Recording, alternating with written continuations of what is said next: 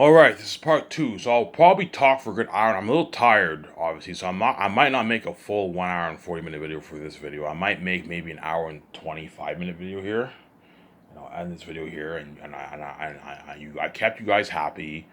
You guys got your 3 video marathon of Live on America finally for one day. Usually I do 1 to 2 videos, and you finally got a 3-day video marathon for Live on America. Then after this video, I'm going to watch my second video that I made a couple hours ago. Enjoy that show, and it'll be about 8:30 by then. I might watch 30 minutes of this video, then I'll get my beer, my smokes, and I'll come back and continue this video, and I might continue the Obi-Wan, finish off the Obi-Wan series tonight, or I might watch maybe the Batman. I want to watch the Batman afterwards. I might just finish Obi-Wan today. You know what I'm saying? Or I could watch The Hobbit. I can watch Unexpected Journey. And I can watch Desolation of Smaug. But I'm not going to watch Battle of the Arms. I don't like that movie. Just like what's you with not liking the third movies? Yeah, there's something about the third movies that always end up being the worst. You know what I'm saying, for most trilogies. Some trilogies, the third movies are better. Obviously, for Transformers, I like the third movie the best. Obviously, Return of the King, for Lord of the Rings, a lot of people like Return of the King the best, obviously, but I think it's the worst, obviously, in my opinion. And yeah, I'm going to read more of this amazing book that I'm reading. I'm already like almost 60 pages into this book. I recommend all you aspiring screenwriters out there, you pick up the book by Sydfield, S-Y-D, that's his name, F-I-E-L-D, Screenplay. It's called Screenplay: The Foundations of Screenwriting. Just type it in, Sydfield Screenplay: The Foundations of Screenwriting, and you'll find it online. You can buy it on Amazon for a good like $15-20. You can get the used copy for $15. I bought the used copy obviously for $15. Only $21. I recommend you guys read this book. You'll learn a lot about screenwriting. Ivan, why are you reading this book? Because I want to prep myself as a screenwriter years before I pen down my first Zane script. Even though I'm gifted and I can tell a good story, obviously, and I wrote a masterpiece of a novel. Writing a novel is not the same thing as writing a screenplay. A screenplay is all pictures, man. You have to whatever you guys see on the screen for Zane, that's why I have to write. You have to write everything down. It's a lot tougher than writing a novel because screenplay is all pictures. You're telling a story in pictures. That's what I learned from reading this book. Screenwriting is pictures. You're portraying pictures on the screen. Obviously, your character's situation, you'll see your character's story. It's all pictures, man. Yeah, man. You have to portray what the character's going through, what all the characters are going through in your story in pictures. All the details in pictures. You see what I'm saying? Yes, that's why screenwriting is a lot more difficult. But because I wrote my own book, it won't be hard to write the Zane. It'll be pretty easy to write the Zane script because all me and Peter Jackson and Gibson have to do is follow the book, man. Follow the book, and we add a good 30, 25, 20% of details for scenes and dialogue and details. And we follow the story, and you'll get an amazing script, obviously. So Zane's will be the easiest script for me to write because all I have to do is just follow my book. You see what I'm saying? Whereas all my other movies, I'm writing everything from scratch. But I told you, before I even pen down the first script, I'm going to study all the scripts similar to those movies. Obviously. So once me and VJ finish the process of Last of Zanes, yeah, peace out. And all those Hollywood actors who were chosen for Zanes feel like shit. They're left behind Hollywood, obviously. They're famous now, but they're left behind Hollywood. You gotta use their guys. And me and VJ move on to our next career. We start the process for the Great Escape movie. I'll have me and VJ study the John Wick 3 script or the Casino Royale script. Study it. Okay, how do they write this script? Okay, James Bond is similar. You have this secret organization. You know what I'm saying? And you have Bond 007. Okay, let's study this script. Like we can come up with some good ideas for writing the Great Escape script, obviously. Me and VJ study this script. I want to do that for all my movies that we were prepped, obviously. And I'm going to constantly keep rereading this book, too. This Sydfield, because this Sydfield screenplay book is such an amazing book. I can reread it many, many times in my life. I'm gonna keep rereading it. Like once I finish reading this book, I'm gonna reread it again. And I don't know. I'll wait a couple months. I'll reread the book again. That way I'm refreshed with the information. Obviously, right? So me for the Gray Escape movie, I'm gonna study the John Wick 3 script because John Wick 3, Keanu Reeves is on the run. That's a good script to study, obviously. Or you can study Casino Royale. Because in my opinion, Casino Royale is the best James Bond, the best Daniel Craig's James Bond movie, in my opinion. And the worst is Quantum of Solace. Quantum of Solace was not great at all. And the second best, you can argue, was Skyfall. Obviously.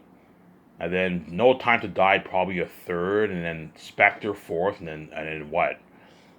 And then Quantum of Solace was the worst. So it wasn't that great of a movie. I'm going to study the Casino Royale script. Okay, Vijay, let's study this script. Let's see how the screenwriters wrote this script. Obviously. And what? That way we have good ideas for writing the Great Escape script, obviously.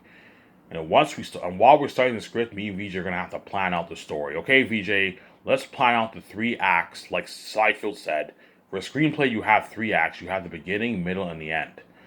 Beginning is the setup of the story and character, obviously.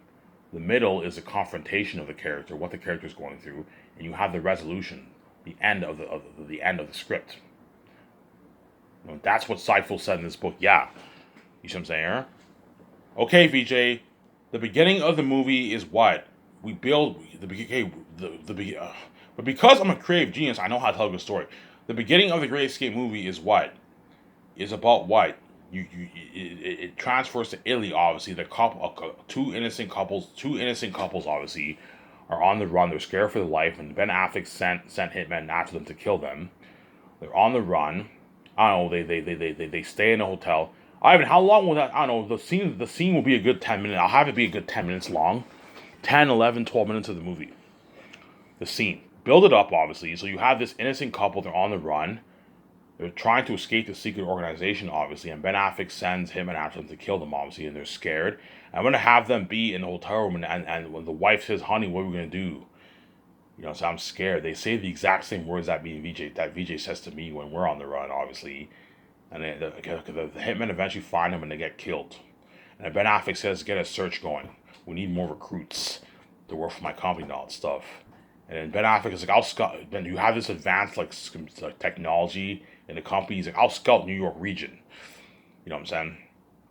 And I want Ben Affleck and all of them to have I'm going to tell Ben Affleck, look, man, I want you guys to be like Agent Smith. And I want Ben Affleck to kind of act like Agent Smith, the way Agent Smith acted in The Matrix. He has these like glasses. He looks like a badass boss. Yeah, he's like, and I'm gonna throw in a Matrix Easter egg. Get a search going. You know what I'm saying? I'll scout New York region obviously for more recruits, and then that ends the 12 minutes. So you have the setup obviously of the story. Obviously, I know I'm doing.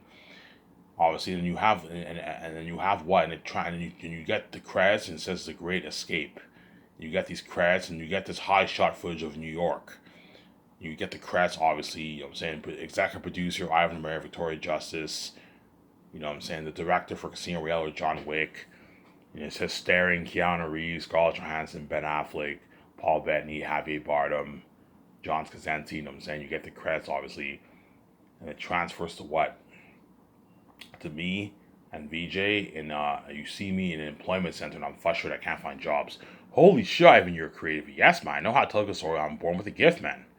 God gave me a gift. But even though I'm gifted, I need help. Hence why I'm reading this book. That way I'm mentally prepped. That way I can write really, really good screenplays. But I told you, I can easily be lazy and just co-write the Zayn script. The Zayn script, I want to write that because that's my baby, obviously. I can easily be lazy and just co-write the Zayn script with Peter Jackson, obviously. In all my other movies, I'll just hire the best screenwriters in Hollywood, and I'll have Jon Favreau, Dave Filoni, and directors co-write it. I can do that if I want to, but I'm scared if I'm not involved in the story won't be as good. You see what I'm saying? Because I told you I'm gifted. I know how to write good dialogue. I know how to tell a good story, and I'm born with a gift. I have all these pictures in my mind. I have a picture brain.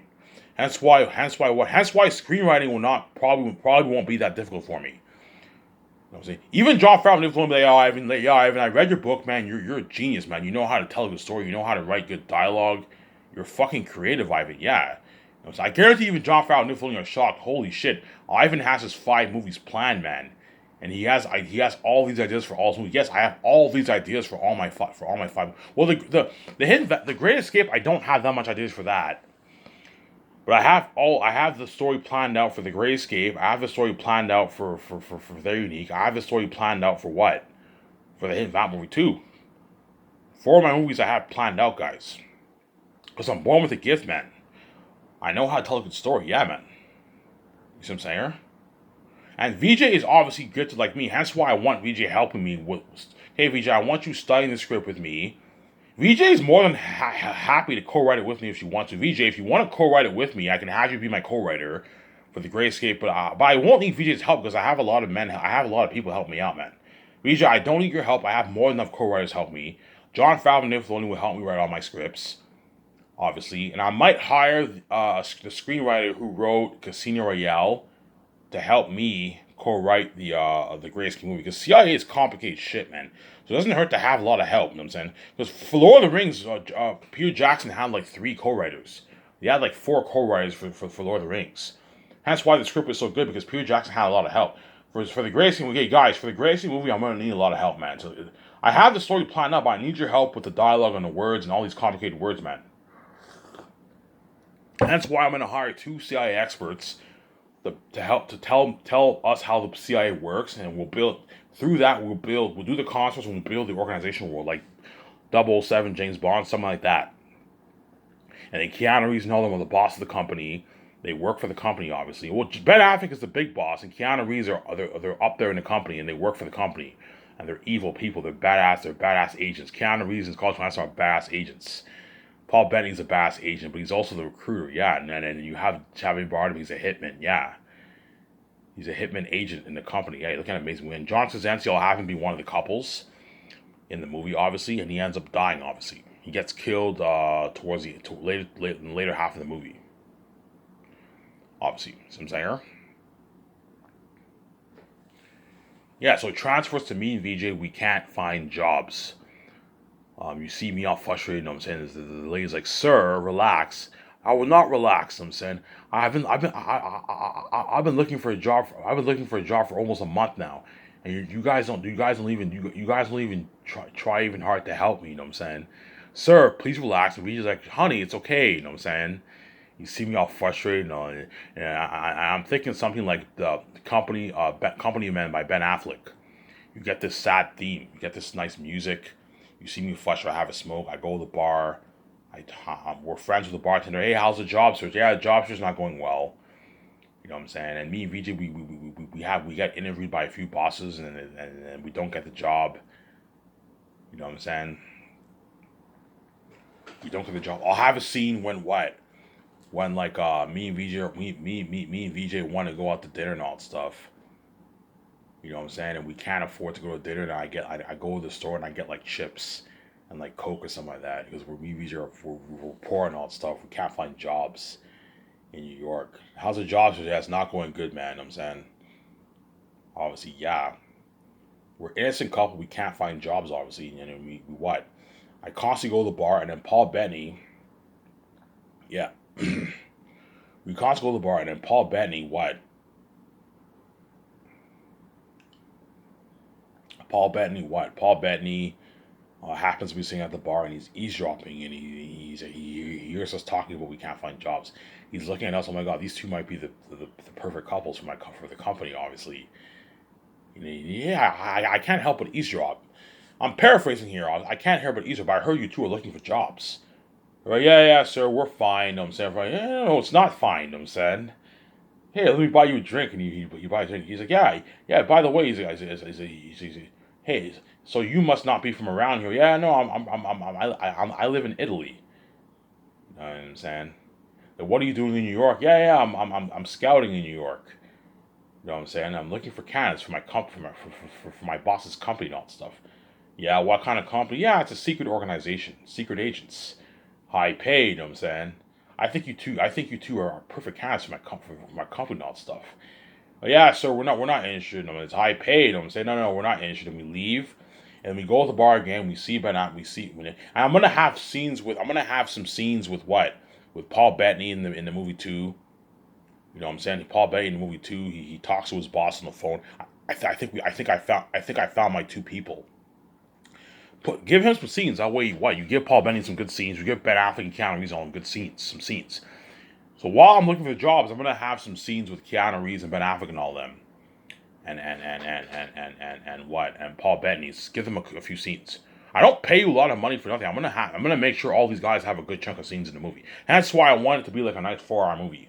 That way you build the story. Obviously, I know what I'm doing. That way you build the story.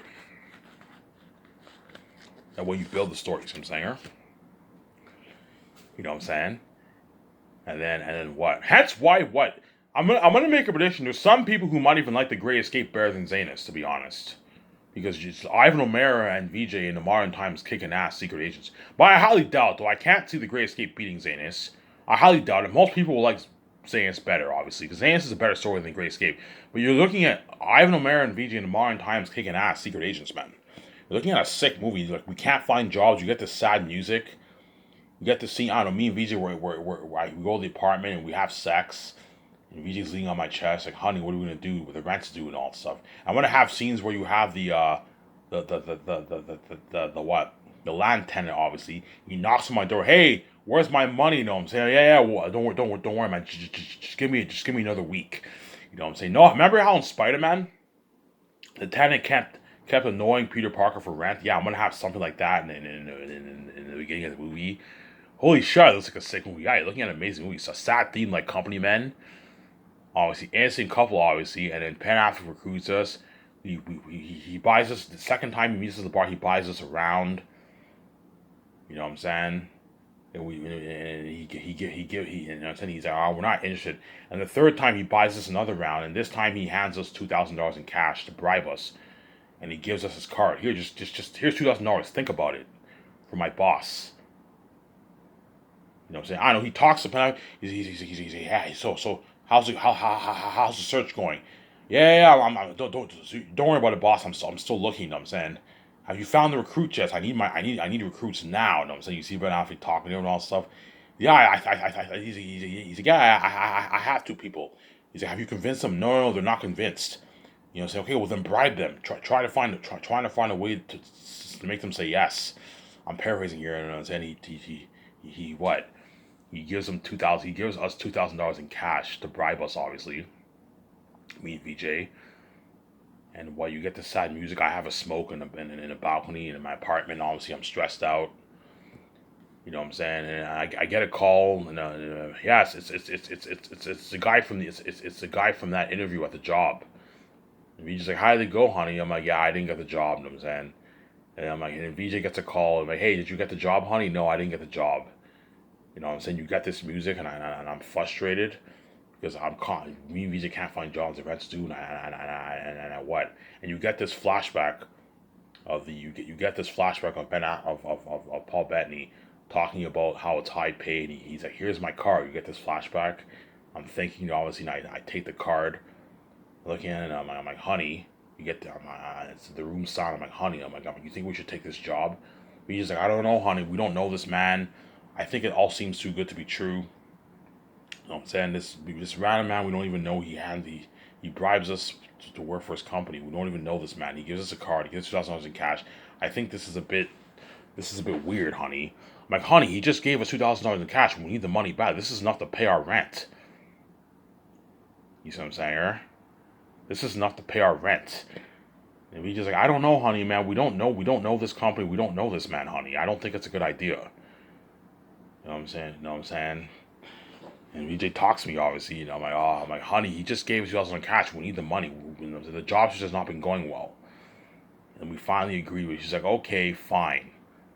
You know what I'm saying? You get this call, and I take my phone. Let's do this. And I take my phone. I call the car, and obviously, and you get this music, and Paul Bettany's like, hello. And I'm like, we're in. You know what I'm saying? You get this music, and it transfers to me and VJ. We're getting ready to leave. And the jet's waiting for us in New York, obviously. And then when we go on the jet, that's where we meet the other couples. We meet John Skazansky, his wife. We meet the other 4 couples. And the moment we meet John Skazansky and his wife, those characters are now major characters of the movie. They're going to be training with us in the company. A good I don't know, hour of the movie is us training in the company, obviously. And then 30 minutes is us working for the company. The remaining hour and a half is us on the run. And we're kicking ass. You see what I'm saying? So John Krasinski and all of them will be in a good like hour and a half, hour and 40 minutes of the movie, which is a good chunk of scenes, more than enough scenes for them. And you pay John Krasinski his nice $13 million. Obviously, it's a good paycheck for him. He'll accept my deal. He's walking away with, I don't know, $6 million in his bank after taxes. John Krasinski with the rates, and his agent, he's walking away with like $6 million in his bank. That's a good paycheck for him. As in Hollywood, he most likely makes like $3 million for his movies, $4 million for his movies. That's a good paycheck for him. And then Paul Bettany gets his $11.5 million. He's not as big as John Krasinski. That's why I'm not paying him as much, obviously. And I'll give John Krasinski like 0.02% of the profits. So he'll make an extra like $2 million in royalties, whatever. It's 2 million in royalties he'll make around there. 1.5 million. I don't know how much he'll make. He'll make a couple million for himself. $1 million, 2 million, 3 million in profits and royalties for himself. And I'll give Paul Bettany 0.01. You can give him 0.022 if you want, Paul Bettany. And I'll give Javier Bardem does not get anything because he's not as big as those guys. Obviously, I could give Javier Bardem 0.01 if you want. That way he works hard if you want. I could give him that 0.01. And then Keanu Reeves, Scarlett Johansson, and Ben Affleck get their rich salary. They're 27, 23, 22, 20.9, 15.9, 14.9 bonus, 10 and $7 million bonus, $1.5 million royalty check, obviously. Whereas Paul Bettany and all of them get their $2,000 royalty check. Their commercial money, Paul Bettany and all of them get their commercial money too, obviously. $2,000 gift card, $3,500 gas card. Obviously, $2,000 royalty check for the re-releases. That's a deal, obviously. And I'll give Keanu Reeves 0.3% of the pie, the royalties, and Scarlett Johansson, Ben Affleck 0.1 or 0.2%. I might give them 0.1 because you got to watch out for the budget, obviously. Well, I can afford to give them 0.2. Keanu Reeves is 0.3. If I give both of them 0.2, that's 0.6 million. 0.7 million, and 0.2 Jon Favreau, 0.1 Dave Filoni. Yeah, I have enough. That's 0.9. That's 1%, right? That's 1%. Yeah, I'm gonna have to give Ben Affleck and Scarlett Johansson 0.1% to create room. I can't give them 0.2. I don't have enough. I'll give Scarlett Johansson 0.1. That's good enough. They're making like, I don't know, $18 million in royalties. $20 million in royalties, $15 million. That's good enough for them. Give them 0.1%. That's good enough. Most of the small agencies are going to make that 0.1% around there. But you got to watch out for your budget, man. You can't give like two people 0.2 because I have to give Jon Favreau 0.2 and Dave Filoni 0.1. So I'll give Scarlett Johansson and Ben Affleck 0.1%. That's good enough for them. They're making like 15, 16, 17, 18, $20 million in royalties around there. That's good enough for them. And I'll give Keanu Reeves a 0.3. That way I can afford to give Jon Favreau and Dave Filoni their 0.2, 0.1. And I can afford to give John Krasinski and all of them their royalties for the movie. Obviously.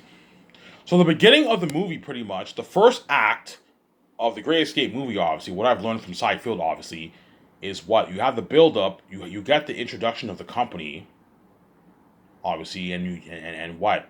And the couples, the couple that work for the company, they're on the run, they get killed by the company, obviously. So they're not the lucky couple who escaped the company, obviously. And you get this title, The Great Escape of the Mysterious Organization, and you get this high shot footage of New York. You get the credits. It transfers to me and VJ. We're frustrated and point where we can't find jobs. Obviously, you get the sad theme. A good 30-35 minutes of the movie, me and VJ can't find jobs. And then Ben Affleck ends up recruiting us. We take the job. So the first half of the movie is us trading with the company, us looking for jobs, and the couple gets killed. Obviously, the second act of the movie is us trading in the company and working for the company, and then the third act is us on the run, on the run from the secret organization. We found out the company's dirty. There's no getting out of the company alive. Obviously, hence, so me and VJ, we signed what? We signed a deal with the devil, pretty much. They offered us wealth, high pay, you know what I'm saying, good job, secret agents, but there was a catch. If you work for the company, you can't get out of the company alive. Like, if you try to get out, the company kills you. There's a catch, obviously. So me and VJ signed a deal with the devil, pretty much. You see what I'm saying? And we're the lucky couple who escaped the secret organization. We're kicking ass like James Bond. That's really an amazing movie for that, man. Again, a masterpiece. Ivan, what I did, I don't know. My idea is either we escape the company or we bring down the company. Something like that. We're on the run and we find out, hey, yeah, they're never gonna stop. We have to take them down one by one, and me and VJ take everyone down one by one. Something like that, or we happen to escape the company. But I think it's better that we take down the company one by one. Obviously, take everyone down. I'm saying if you have like a final showdown with me and like Keanu Reeves or Ben Affleck or something like that, yeah. BJ fights Scarlett Johansson. Yeah, you look at an amazing movie.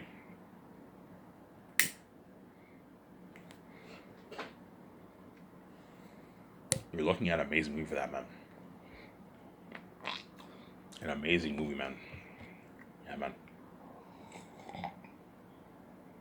But even though The Great Escape is an amazing movie, I can't see it beating Zanus. Zanus is a better story than The Great Escape, Tim Singer.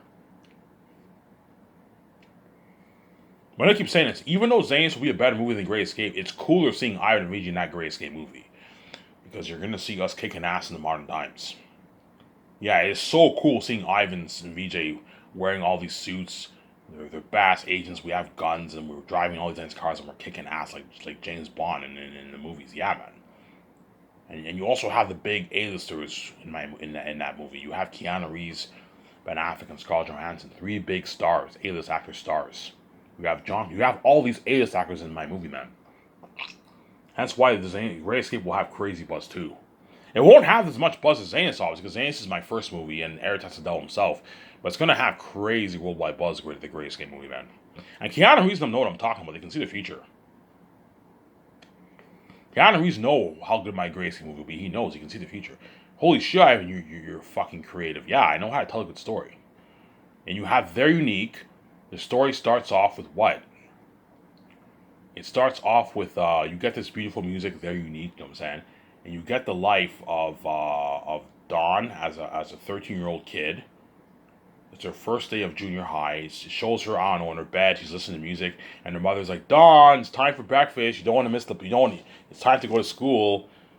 You know what I'm saying? The limo driver's waiting because I don't. She's rich. She goes to a private school and she has like limo services that take her to school. She's rich, obviously, and you get the life of her. It's her first day of school, and she meets Megan for the first day of school, and they become best friends. And they make a pact: nothing will ever separate our friendship. You know what I'm saying? And then you transfer to Josh. Josh is like is in an orphanage. He goes to a public school. He's not rich, and he meets Jake for the first time, and they become best friends. First day of junior high. They're 13 years old. I'm gonna have it be the first day of junior high, and they become best friends, and they make a pact: nothing will ever separate our friendship. They're not gonna say the same thing, but they're gonna say something like nothing will ever separate our friendship or something, or our friendship, something like that. You know what I'm saying? And it transfers like 20-something years, and then Josh is what?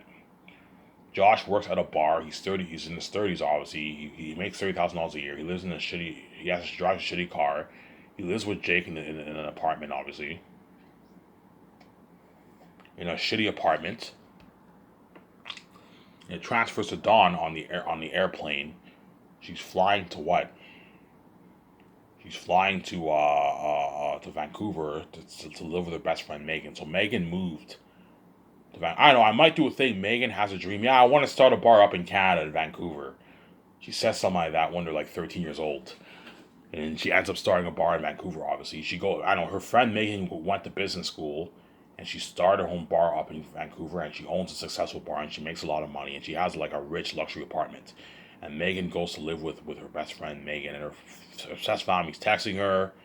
How are you doing, Dawn? I'm fine. You don't have to be so obsessed, I'm saying. You know what I'm saying? And the waiter gives Dawn dirty stares, obviously, because they're envious of her beauty. And when Dawn goes to the airport, a lot of people are staring at her because Dawn's beautiful, obviously. You know what I'm saying? And she ends up meeting Dawn in her apartment, obviously, and she goes to the interview at the bar. And she finds out later on that Megan owns the bar. You got. By the way, I own this bar. Oh my God, Megan, you never told me this. I want to surprise you. You know what I'm saying? And then Megan done, hey, let's celebrate. Let's go to the Vancouver beach. There's a beach party in Vancouver Beach, obviously. Oh, yeah, sure, let's go. A beach party tomorrow, yeah. And he transfers to Josh. He works at the bar. He's dealing with rude customers, I'm saying. He ends work and he goes to his apartment. He finds out, he hears Jake banging his girlfriend in the room. And he's like, oh my God, this privacy ever matter. He's like, Jake! Jake! He's like, what? Oh shit, Josh is here. You know what I'm saying? Jake, man, does privacy ever matter these days, man? I come back from work and you're home fucking your girlfriend. I'm saying you're banging your wife. I'm not gonna have to be swearing in They're Unique, because They're Unique I'll have it be 14 plus. I'm not gonna have it rated R. No, I'll have it 14 plus. So they might say the word bitch and maybe shit, and that's it. But they're not gonna swear in it because it's gonna be 14 plus. You want to have a dark story, have it be 14 plus. You know what I'm saying? And Jake's girlfriend leaves, and then Josh talks to Jake. Hey Jake, let's go to the bar. You know what I'm saying? He goes to the bar. He's like, Jake, man. He's like, Josh, man. You're a 30-something-year-old virgin. You're a 33-year-old virgin. You know what I'm saying? You haven't found the woman of your dreams, and he's just, unlike me, even though I smashed out the woman, I found the woman of my dreams. You know what I'm saying? He's like, Jake, I'm not you, man. Remember what I said when we were kids. I want to find the woman of my dreams. You know what I'm saying? And Jake's like, come on, Josh. He's like, lighten up a little, man. So I'm saying, you're 33 years old and you haven't even found the woman of your dreams. Hey, man, I heard there's a party at Vancouver Beach tomorrow. Let's go together, man. Me and you together. You know what I'm saying? I'm like, I don't know, man. I'm not interested. No, come on, Josh. Me and you, let's go. Best friends together. You know what I'm saying? And we give each other like this nice handshake. You know what I'm saying? And the next day, what? We go to the beach party, and that's when Josh meets Don for the first time. Don spills her drink on Josh, and then they meet for the first time, and that's when Jake's avid nature grows and Megan's avid nature grows. And then Josh ends up going on dates with Dawn. Obviously, they end up liking each other. And Jake's like, you shouldn't be with her. Obviously, Megan's like, you shouldn't be with her. And Josh goes to dinner at Dawn's house with her family, obviously, and they're all super attracted to him. And that's when their every nature grows, and they're willing to do anything to prevent the relationship from happening.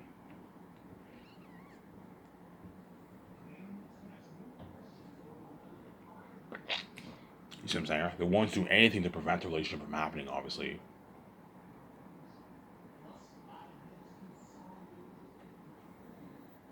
Right? Obviously.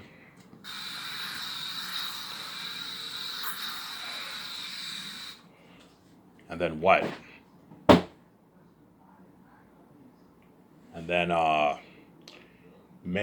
Don's family is like, I don't want you seeing Josh.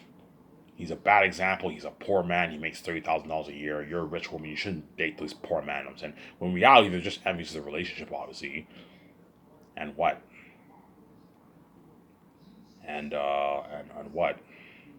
And then throughout the movie, Dawn meets Josh in secret. Look at an amazing movie, and they fall in love, and they end up having sex, and they fall in love. They meet in secret, obviously, and Dawn's worried about her family and her best friends. Jake's worried about it, and Josh is worried about his best friend Jake and his girlfriend. Yeah, my best friend Jake doesn't want me to be with you either. I'm John. So shut the fuck, Josh. I fucking love you. You know what I'm saying? They meet in secret, obviously, and then Dawn's throughout the movie, Jake and his girlfriend and Dawn's family and best friend, they conspire against Dawn and Josh's relationship. Shut my camera here.